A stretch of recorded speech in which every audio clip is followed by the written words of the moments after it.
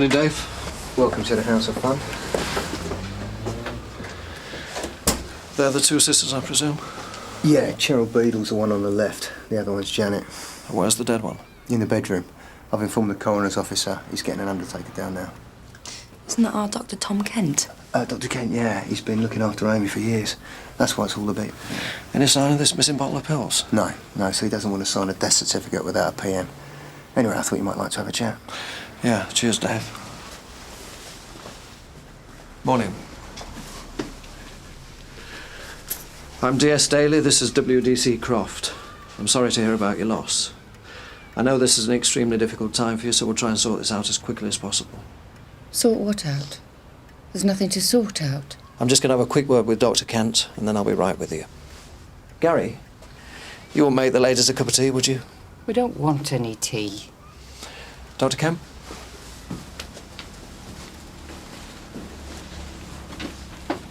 Susie, Jeff. How are you, Doc? Oh, not too bad. Had better days. So, basically, she shouldn't have died. She had another 6 months, maybe even a year. What exactly was wrong with her?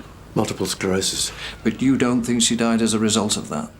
I would be unhappy about putting that on a death certificate, yes. I understand there are some pills missing. Yes. Ones you prescribed her? Painkillers. For ulcers. A side effect of the illness. You think it was an overdose? Amy was very weak.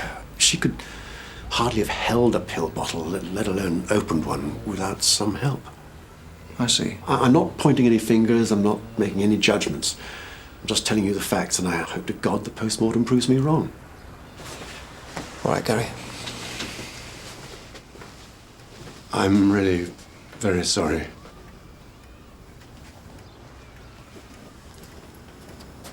Are they going to do a post-mortem? Yes, they are. She should be allowed to rest. Isn't right to cut her open. Don't.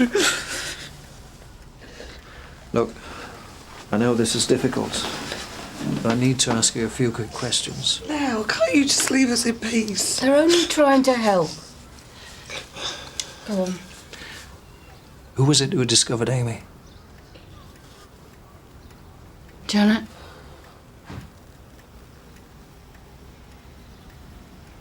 Me. And when was this? This morning. What time? About 8 o'clock. I come in to give her a breakfast. You don't live here? So you came in at 8? I start work at 9. Where do you work? Quick fare, so that gives me an hour with her. And she'd already passed away when you got here? So who was the last one to see her alive? I was. I gave her a supper last night about 8.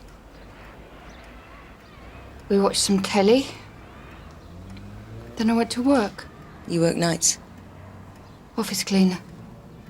Did she seem at all depressed last night? Amy was a fighter, you know. But she was so low.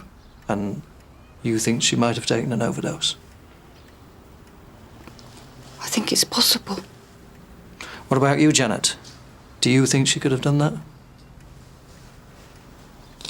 Maybe. Dr. Kent said that he thought it unlikely that she could have got the top off the bottle of pills. No, she couldn't. So, how do you think she might have taken them? I think I might have left the top off the bottle. Sorry. The undertakers have arrived. You think Cheryl's lying? Don't you? Possibly. Leaving the lid off just sounded too convenient. And she was acting strangely. They both were.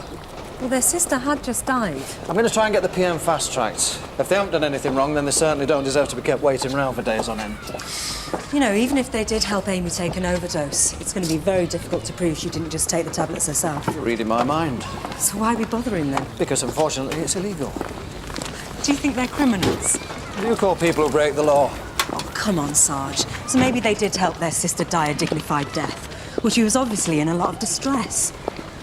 It's hardly a cardinal sin. Well, let's hope the PM proves Dr. Kent wrong. Actually, you might have another word with Dr. Kent. If Cheryl did leave the top off the bottle of pills, ask him if Amy was physically capable of taking them herself. Yeah.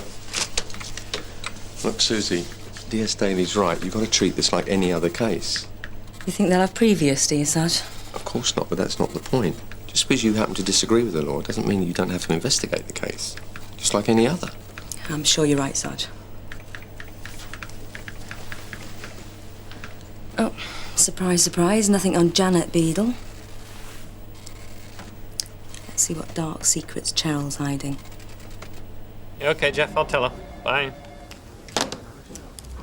Susie, just had a message from DS Daly. He wants you to meet him at the Croft in 15 minutes. OK. He also said to tell you that there were a large number of pills in Amy's stomach. He's waiting on an approximate time of death. Cheryl's is number 1 in that block. OK, we'll try her first, then we'll give Janet a knock. How'd you get on? I'm sorry, there's no previous for bumping off other loved ones. And both employers confirmed that the women were at work when they said they were. Right. You managed to talk to Dr. Kent? Yeah, he said that Amy's swallowing reflex was very poor. She could only really manage to swallow fluids. Right. Why? What did the PM show? Well, the PM showed that Amy had a hot drink sometime before she died. The pills were partially dissolved in milk. Now, if she couldn't have swallowed them, they must have been stirred into the milk. Which she was physically incapable of doing. Exactly. Hang on. That coming from number 1? Yeah.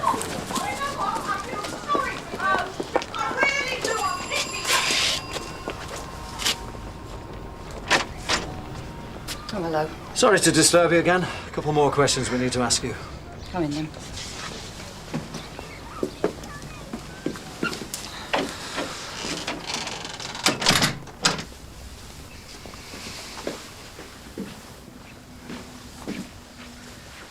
Hello, Janet. Hello. That you we heard? Hey? Having a barney? Yeah, sorry.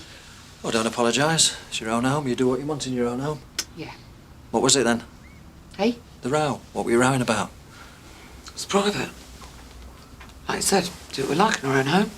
It was nothing. It was just a disagreement about funeral arrangements, that's all. We're both a bit tense. Of course. Oh, you married, Cheryl? Was. Divorced a couple of years back. Look, you said there were a couple of questions you wanted to ask. Yeah. These pills. Right. You say you think you left the top off the bottle. Yes. Now, I want to be absolutely clear that I understand what you're saying here. You think that Amy was so depressed about her illness that she deliberately took an overdose. I do, yes. She emptied the contents of the bottle into her mouth, she swallowed, because she wanted it to be all over. Like I said, she'd had a bad year, she knew it could only get worse, and she just wanted out of it. Janet, What? you agree with your sister? Yeah? You see, my problem is, Amy couldn't have swallowed the pills. She was physically incapable of doing so. Now, you both looked after her. You both know that her swallowing reflex could only handle fluids. So why are you lying?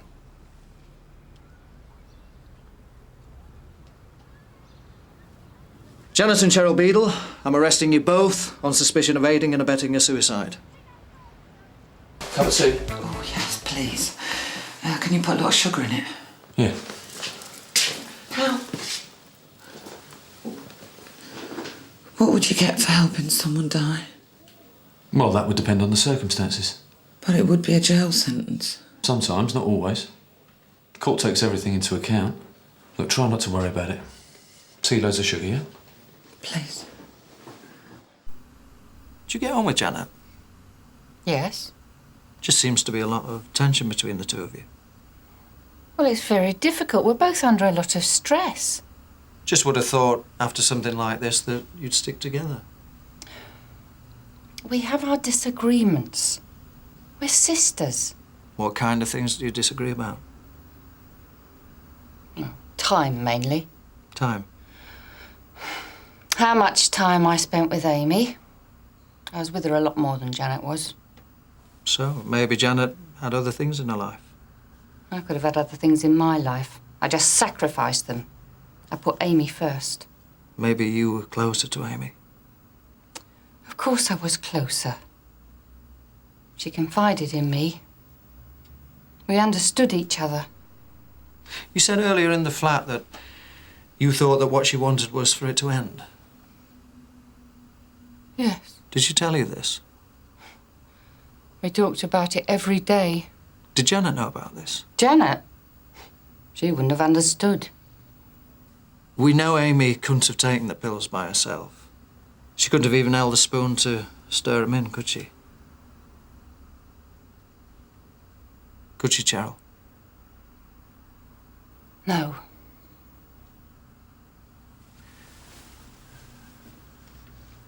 Did you do it for her? We understand how difficult it must have been for you, Cheryl.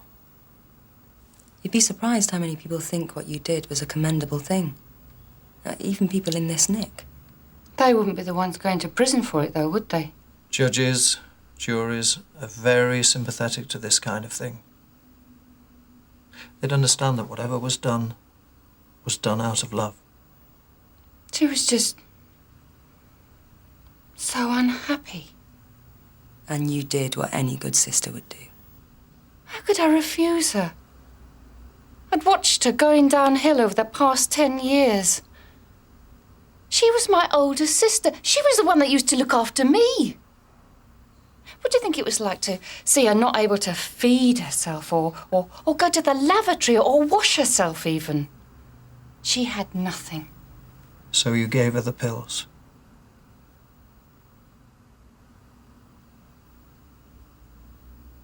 Cheryl? Yes, I gave her the pills. She begged me. What would you have done?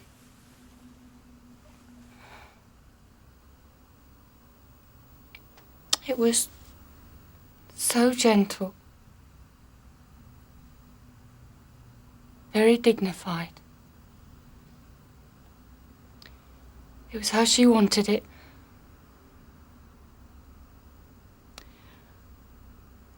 I held the mug to her lips, and she drank. And then she thanked me. She thanked me.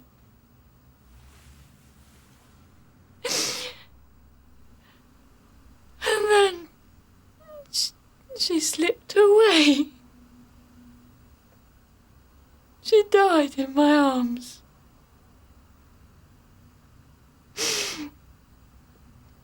Peaceful.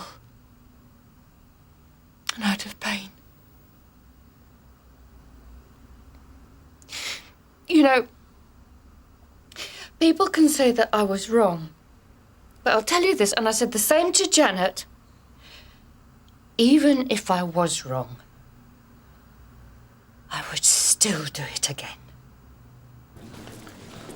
What we got, Jeff? No irregularities. Looks like it's all wrapped up, Matthew. If we could just have a chat with Janet, then we should be done. Right. This way, please, Charles.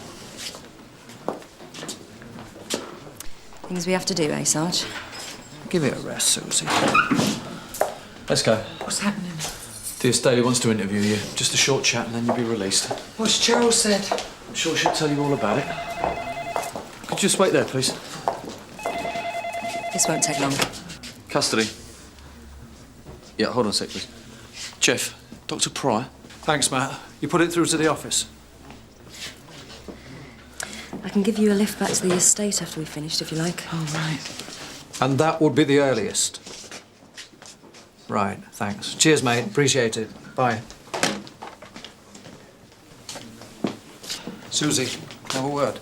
Matt, keep an eye on Janet for 10 seconds, would you? Yeah, no problem. Sorry about this, I won't be a minute.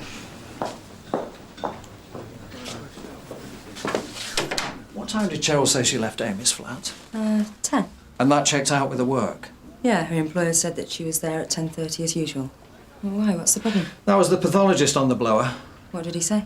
Amy Beadle almost certainly died between 1 a.m. and 8 a.m. Right. Absolute earliest, absolute midnight. Now, Cheryl told us in the interview that she was with her when she died, didn't she? Yeah? Obviously, she couldn't have been. She left 2 hours before Amy could have died at the earliest. She lied. So,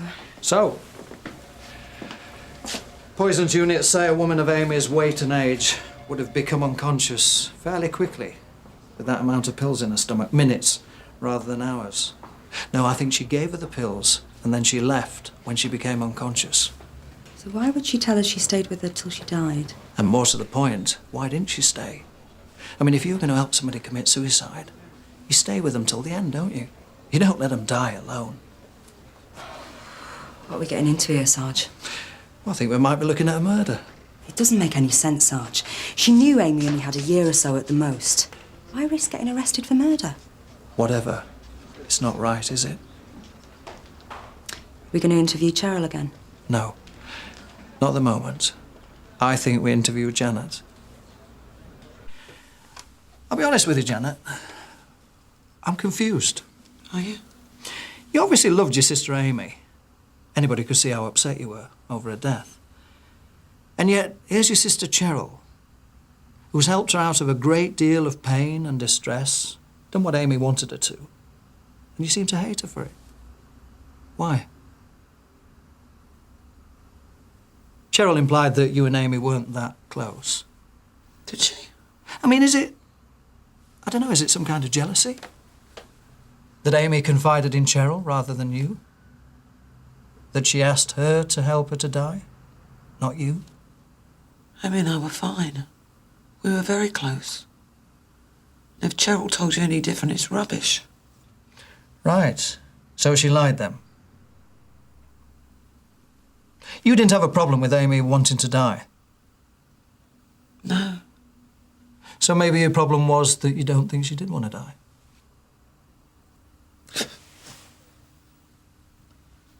Is that why you're so upset, Janet? Janet? I don't know. I genuinely don't know. But you suspect.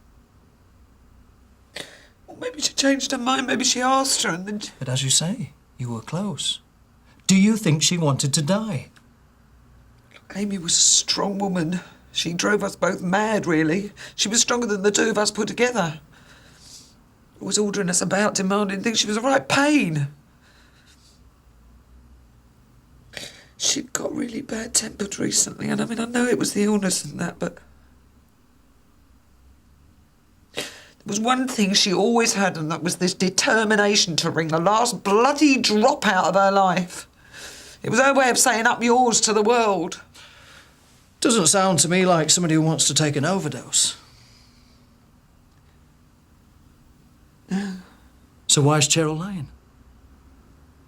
Janet? I can't do this to my sister.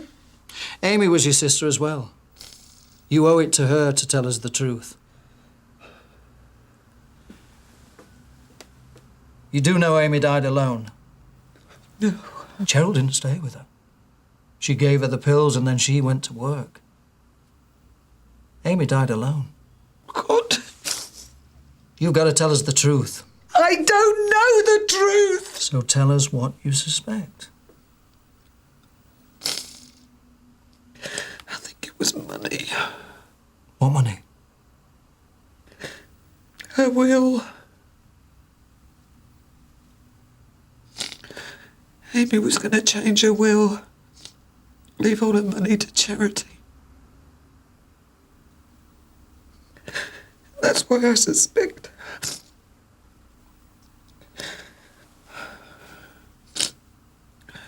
Cheryl killed her.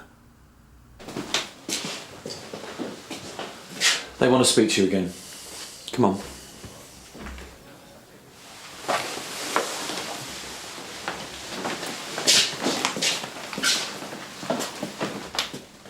I've just been on the phone to Amy's solicitors. They were due to come and speak to her the day after tomorrow. That's right. About what? You know about what? I want you to tell me. Amy wanted to change her will. She'd saved about £10,000 over the last 30-odd years. And she wanted it all to go to a charity for multiple sclerosis. Instead of... Instead of it being shared between myself and Janet. But she died before she could make that change, didn't she? Yes, she did. Is that why you killed her? For the money? No. But you admit that you killed her? Cheryl? Janet thinks it was just about money, doesn't she? Yeah. I believe she does. She would. But then look at her. She's got a good job. A day job. She still has a social life. Goes out at night with her mates, has a laugh. She's got a new boyfriend. Tell you that, did she, eh? No. Nice bloke. Not bad looking, neither. I had a life years ago. I worked for the council. Payments clerk. But I couldn't do both. Look after Amy and my job. I had a husband. But it's not much fun, is it, living with someone whose sole topic of conversation is their ill sister? I gave up more than Janet did, whatever she says. But then why should I expect her to understand? Try us, then. Or are we not up to it, either? You certainly had us fooled earlier with all that rubbish about saying goodbye. I did say goodbye. I did hold her. Did you, Cheryl? Or did you just tell yourself that because it made you feel better? You think I'm evil, don't you? I think what you did is evil. I gave up everything for Amy. Maybe you wanted to. No, I didn't want to. She was my sister. I had to. If you loved her so much, how could you kill her?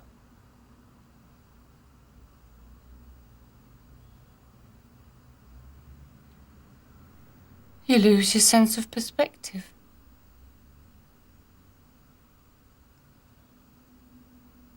I killed her because she stole my life from me. Amy stole it, and Janet watched. The money, that would have just gone a little way, a tiny way, to paying me back.